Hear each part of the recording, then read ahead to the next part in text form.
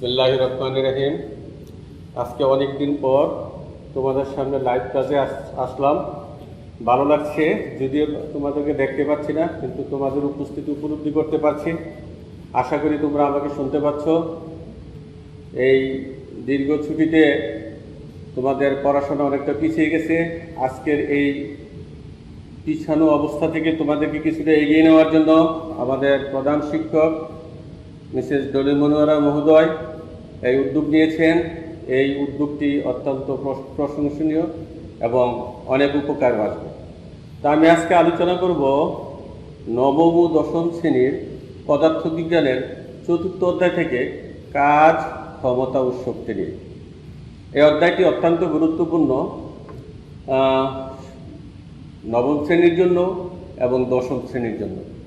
যারা এসএসসি পরীক্ষা দিবে তাদের জন্য এই চ্যাপ্টার থেকে প্রায় একটি প্রশ্ন করা হয়, তাই অত্যন্ত গুরুত্ব সহকারে শুনবে।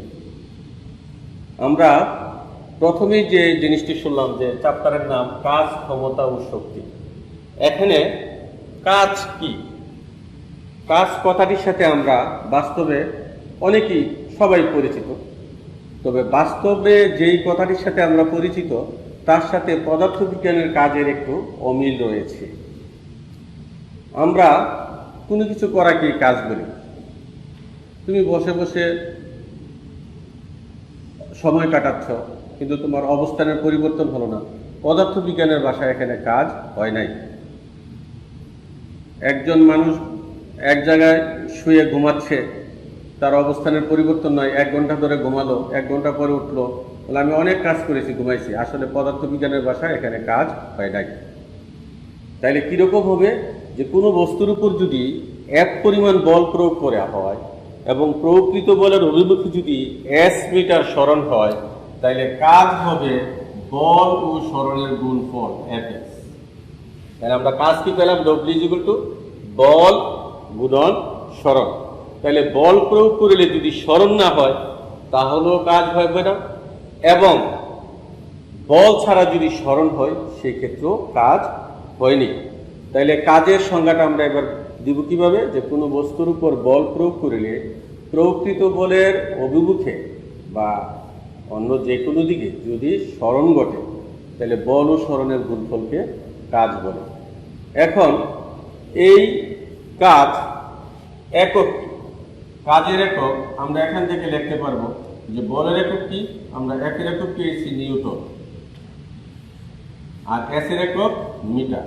তাহলে 1 জুল সমান 1 নিউটন মিটার।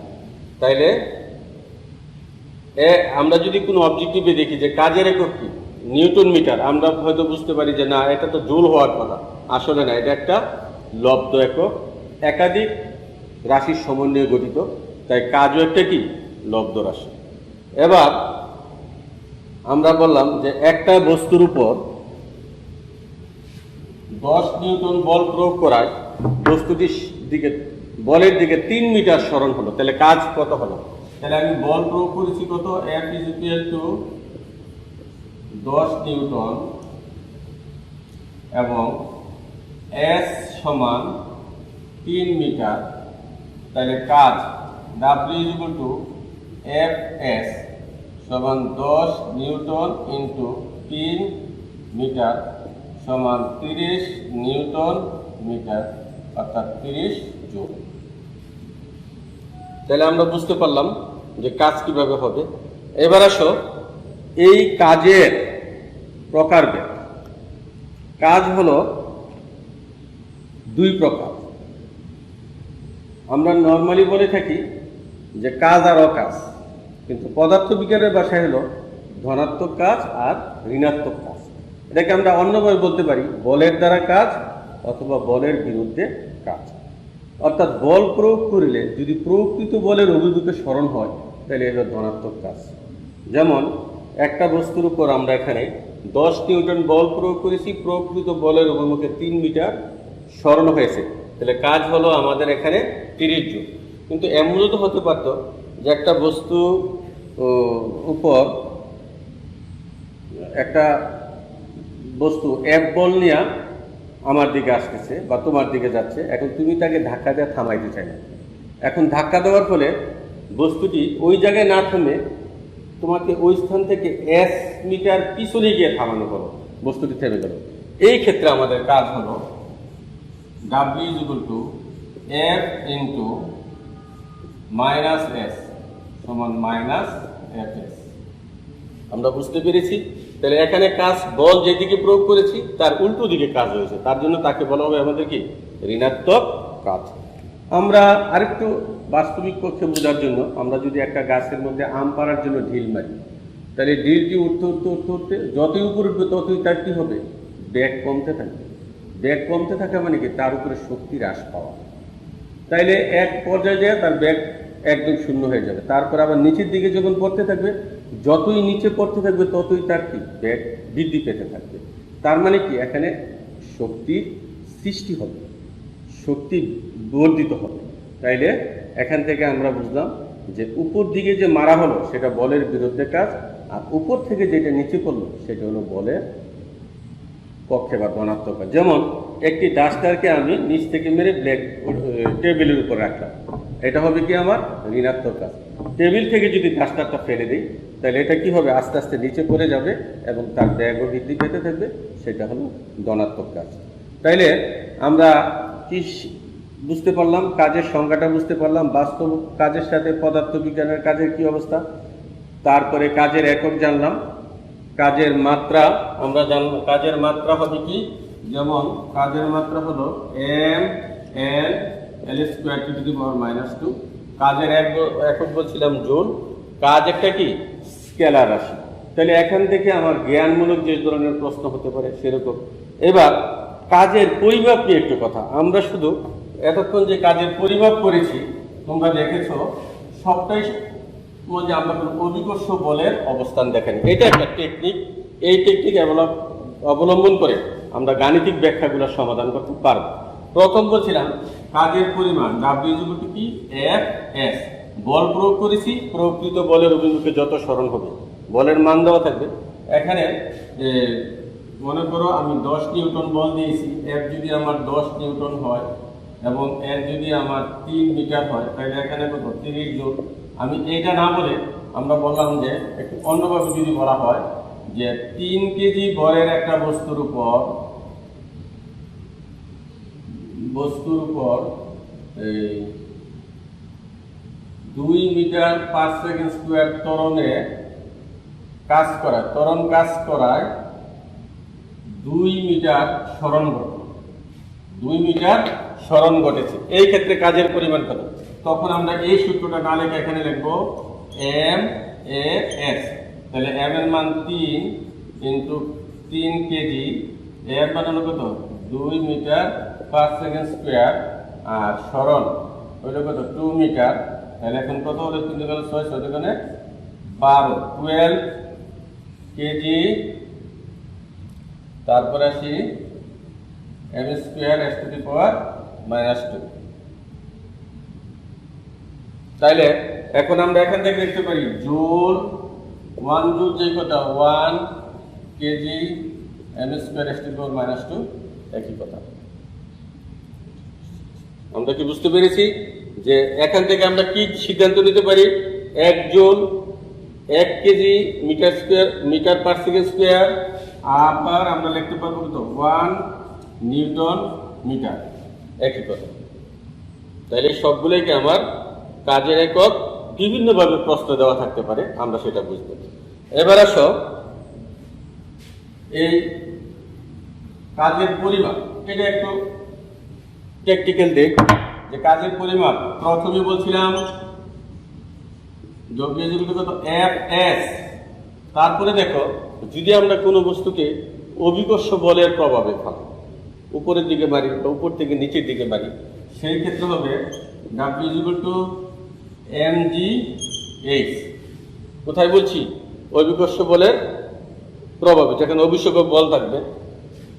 আরেকটা হলো যে একটা বস্তুর উপর বল প্রয়োগ করা হয়েছে, প্রকৃত বলের অভিমুখে সরাসরি না গিয়ে একটা অ্যাঙ্গেল করে কোণ করে বস্তুটি অবস্থানের পরিবর্তন করেছে, সেই ক্ষেত্রে হবে W সমান সমান সেই ক্ষেত্রে হবে এক কলম কালি আপা কলম দাঁড়ে একটা মিনিট কলম দেখতে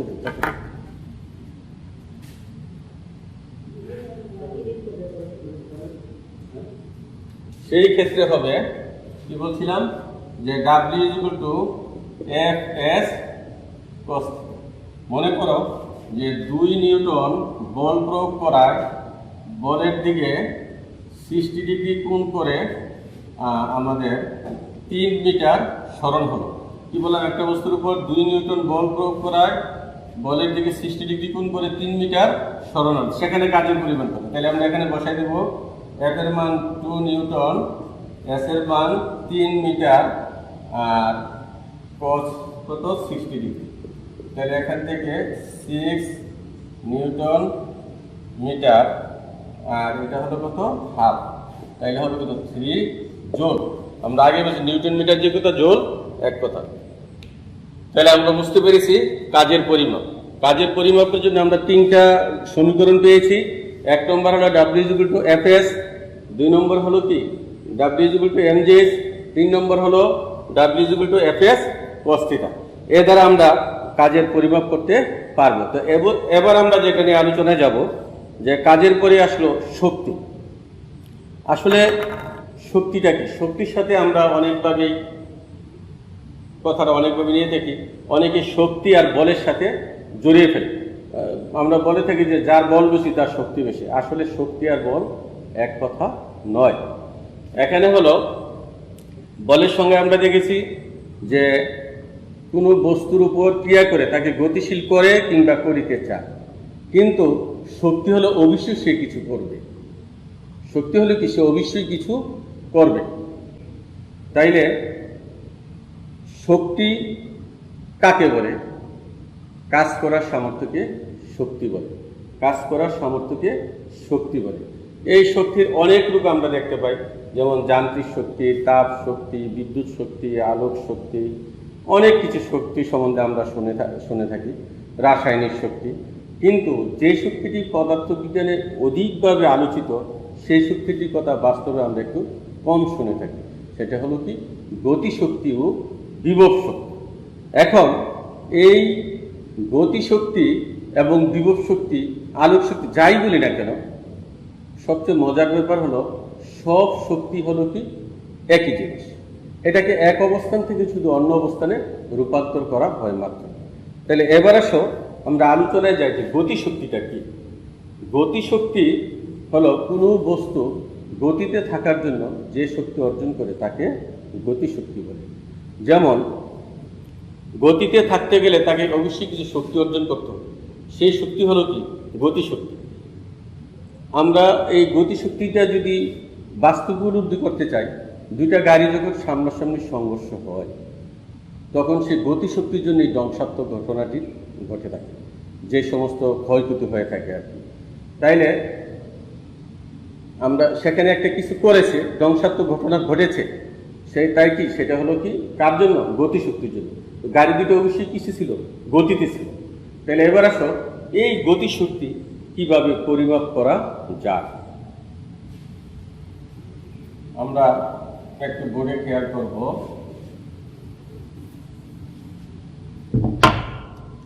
যে এই জায়গায় একটা বস্তু আছে, বস্তুটি স্থির অবস্থানে আছে। এটার মধ্যে আমি এক পরিমাণ বল প্রয়োগ করায় বস্তুটি এস দূরত্ব অতিক্রম করে এই জায়গায় আসতে সেখানে কি বিবেগ প্রাপ্ত হবে।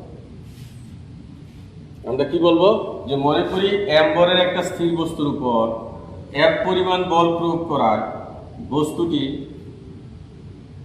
এ সমতরণে চলে এস দূরত্ব অতিক্রম করে বিবেগ প্রাপ্ত হয়। এই যে বেগ প্রাপ্ত হলো, এই বেগ দিতে যে কাজ করাইছে তা হলো গতিশক্তি। এই বেগ দিতে কৃত কাজে কি গতিশক্তি। আমি আগেই বলছিলাম কাজ আর শক্তি কি একই জিনিস, তাই তাদের একে কোশ্চেন মাত্রা হচ্ছে। এবার দেখো, তাইলে আমরা বলবো গতিশক্তি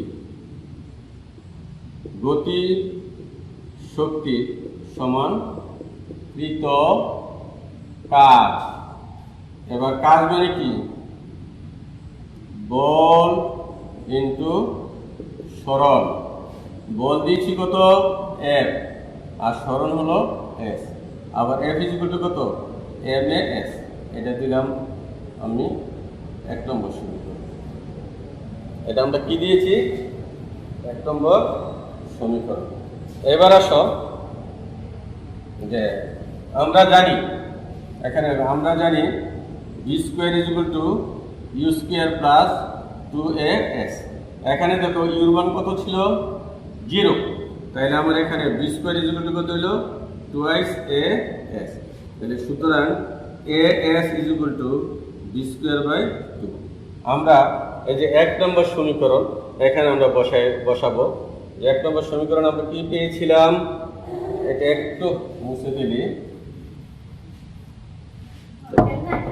ফের দেওয়া যাবে না। এখন 1 নম্বর সমীকরণে আমরা পেয়েছিলাম গতিশক্তি সমান হাফ এম, গতিশক্তি সমান কি এম এ এস। এবার এখানে এম আর এস এর মানে এখানে পেয়েছি বি স্কোয়ার বাই 2, তাহলে আমরা লিখবো হাফ এম বি স্কোয়ার। এখন গতিশক্তিকে যদি আমরা টি দ্বারা লিখি, T is equal to half m v square. এটা হলো গতিশক্তির সাধারণ রাশিমালা বা সমীকরণ। যদি আমাদেরকে যদি বলা হয় গতিশক্তির রাশিমালা বের করে এটা দেখাতে হবে, আবার এখান থেকে গতিশক্তি হিসাব আমরা এভাবে করতে পারবো। আমরা যদি বলি যে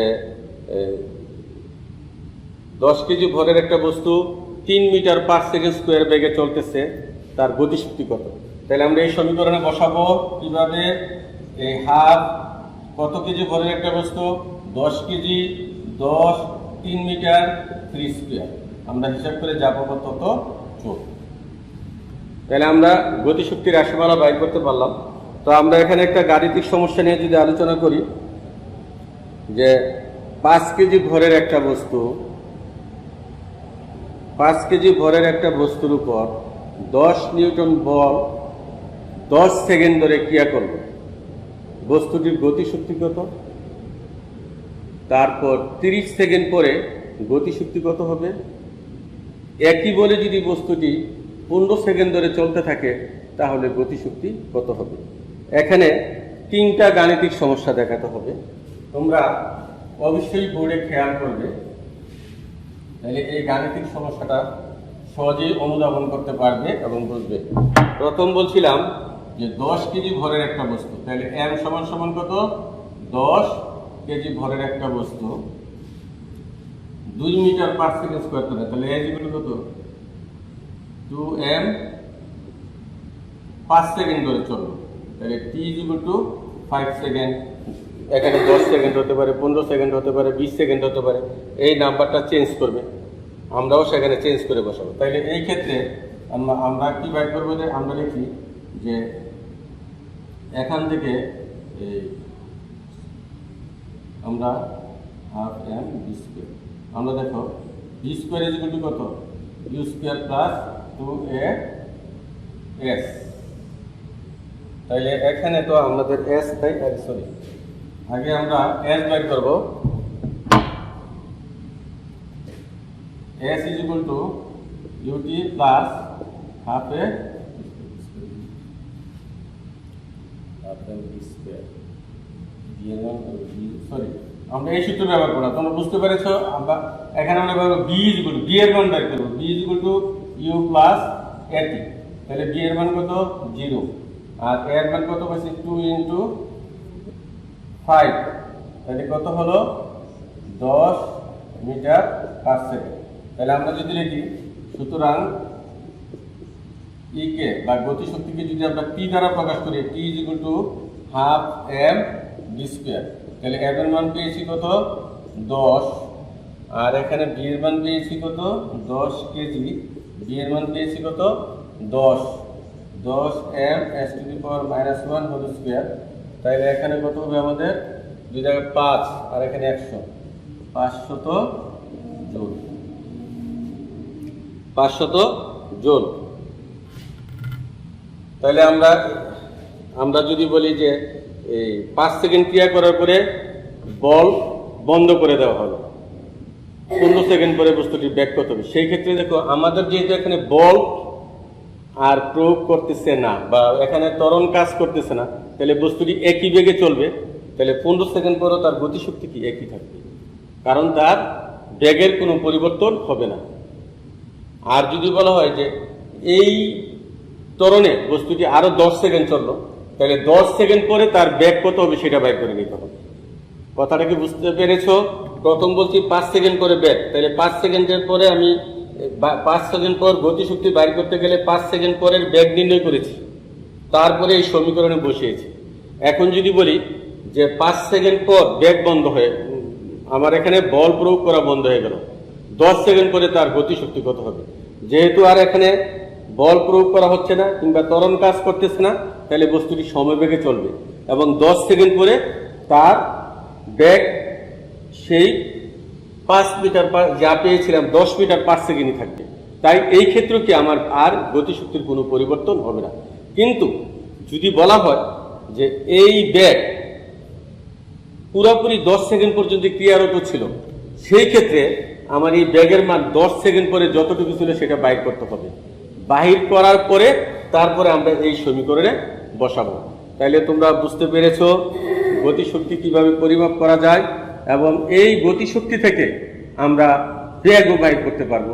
যে বললাম যে একজন বালকের গতিশক্তি 1200 জোল, বালকটির ভর যদি 80 কেজি হয় তাইলে তার বেগ কত? তাইলে আমরা এখানে গতিশক্তিকে যদি আমরা কি দ্বারা প্রকাশ করি, বোর্ডের দিকে খেয়াল করো, যদি একটা কলম ওখানে কাজ করতেছে না,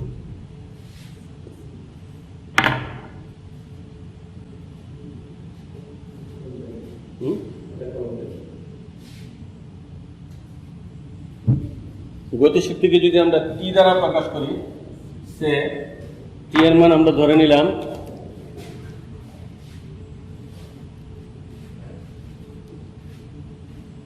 গতিশক্তিকে যদি আমরা টি দ্বারা প্রকাশ করি তাহলে টি এর মান হবে কত? 1200 জোল, আর ভর 80 KG into half into 80 into 20 square. তাহলে এখান থেকে আমরা ভি এর মান বাইর করে কি আমরা খুব সহজেই কি তার বেগ বাইর করতে পারবো। তাইলে আমাদের যদি গতিশক্তি দেওয়া থাকে বেগ বাইর করতে পারবো, বা বেগ জানা থাকলে ভর বাইর করতে পারবো। তো এখানে একটা মজার ব্যাপার হলো যে আমরা দেখেছি যে প্রশ্নতে মাঝে মাঝে বলে যে যদি বেগ দ্বিগুণ করা হয় তাহলে গতিশক্তি কিরকম হবে। বেগ যদি দ্বিগুণ করা হয় তাহলে আমাদের গতিশক্তি কিরকম হবে।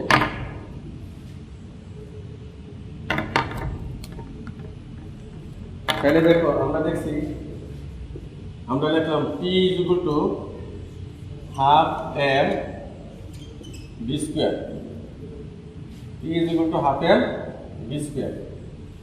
এখন আমরা এখানে যদি ভি এর মান 2 বসাই, তাহলে এখানে লিখি যে t one is equal to half m into 2 v square, তাইলে হবে কত? 4 into half into m v square. তাইলে এখানে আমরা লিখতে পারবো টি ওয়ান সমান সমান 4 ইন্টু টি। তাহলে আমরা দেখা গেল বেগ যদি দ্বিগুণ করি গতিশক্তি হয়ে যাবে কত? 4 গুণ। বেগ যদি 3 গুণ করি গতিশক্তি হয়ে যাবে 9 গুণ। বেগ যদি 4 গুণ করি তাহলে গতিশক্তি হয়ে যাবে কত? 4 4 16 গুণ। আরেকটা ব্যাপার হলো একটা বস্তুর ভর ফিক্সড, ভর ধ্রুব থাকে, আর হাফও কি ধ্রুবক। তাইলে আমরা এখান থেকে লিখতে পারবো যে গতিশক্তি হবে কি বেগের বর্গের সমানুপাতিক।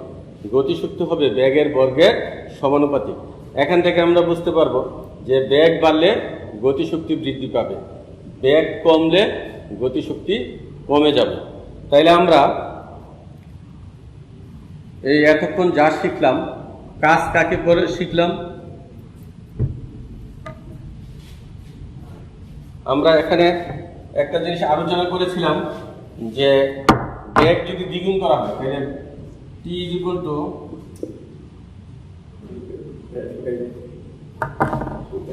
তাহলে আমরা আজকের আলোচনায় কি কি শিখতে পেরেছি বা বুঝতে পেরেছি। 1 নম্বরে কাজ কাকে বলে, কাজের প্রকারভেদ, কাজের একক, কাজের মাত্রা এবং কাজ কোন ধরনের রাশি। কাজের পরিমাপ কিভাবে করব, 3টি সমীকরণ দিয়েছি। এগুলো আমাদের নৈর্মিত্তিকের জন্য লাগবে, সাধারণ গাণিতিক সমস্যার জন্য লাগবে। তারপরে পড়েছি আমরা শক্তি। শক্তিতে পড়তে যে আমরা অনেক কিছুই দেখেছি, যে অনেক রকম শক্তি আছে, এগুলো আমরা সাধারণ উল্লেখ করেছি। তারপরে পদার্থবিজ্ঞানের যে দুটি বিশেষ শক্তি নিয়ে আলোচনা করা হয়, একটা হলো গতিশক্তি আর একটা হলো কি বিভব শক্তি। তা আমরা গতিশক্তির বিশদ আলোচনা করেছি এবং গতিশক্তির রাশিমালা বাহির করে দেখানো হয়েছে। তোমরা এখন গতিশক্তির রাশিমালা দেখেছো। এই রাশিমালা থেকে আমরা অবশ্যই কি পাবো, যে গতিশক্তি পরিমাপ করতে পারবো। এখন এই গতিশক্তি পরিমাপ করতে যে আমরা যে সমীকরণটি পেয়েছি, এখানে আমরা দেখেছি যে এই একটা বস্তুর গতির পরিবর্তন করতে গেলে কিছু কাজ করতে হয়। এই কাজটুকু আমি আজকে দেখাতে পারলাম না, আমার মার্কারের কারি শেষ। আশা করি আগামী ক্লাসে ইনশাল্লাহ এটা নিয়ে আলোচনা হবে। তো তোমরা বাসায় ছোট ছোট প্রবলেম ক্রিয়েট করে পড়বে। আর এখান থেকে অনুধাবনমূলক প্রশ্ন হতে পারে। আমরা জ্ঞানমূলক করেছি, অনুধাবনমূলক প্রশ্ন, যে বল প্রয়োগ করলে কাজ হবে, কথাটি যথার্থ নয়। আবার একটা বস্তুর উপর বল প্রয়োগ করা হলো, প্রয়োগ করার পরে সেটি 3 মিটার যাওয়ার পর বল ছেড়ে দেওয়া হলো, তারপর আরও 2 মিটার গেল, এখানে কাজ কতটুকু? পরবর্তী যে 2 মিটার অতিক্রম করেছে সেখানে বল প্রয়োগ করা হয় নাই, তাই সেখানে ফিজিক্স পদার্থবিজ্ঞানের কাজের সংজ্ঞামতো সেখানে কাজ হয় নাই। কারণ কাজ ইজ হলো বল ইন্টু সরণ, সেখানে শুধু সরণ আছে কিন্তু বলের মান শূন্য, তাই সেই 2 মিটারের জন্য কোনো কাজ হবে না। তাইলে আমরা মোটামুটি আজকের প্রারম্ভিক আলোচনা এখানেই থাকবে। আমরা আগামী ক্লাসে এই বিভব শক্তি, তারপরে শক্তি রূপান্তর, আরও ইম্পর্টেন্ট জিনিস ও এই অধ্যায়ে বিশেষ বিশেষ গাণিতিক সমস্যা যেগুলো আমাদের প্রয়োগ এবং উচ্চতর দক্ষতায় কাজে লাগবে, ওইগুলো নিয়ে আলোচনায় আসবো। তোমরা ভালো থাকবে, সুস্থ থাকবে, যার যার ধর্ম মতো প্রার্থনা করবে, পৃথিবীটা যেন আবার আগের মতো সুন্দর হয়ে যায়, আমরা যেন খুব তাড়াতাড়ি আমরা আবার ক্লাসে ফিরে আসতে পারি। সবার সুন্দর জীবন এবং সুস্বাস্থ্য কামনা করে আমি আজকে এখানেই শেষ করছি। সবাইকে ধন্যবাদ।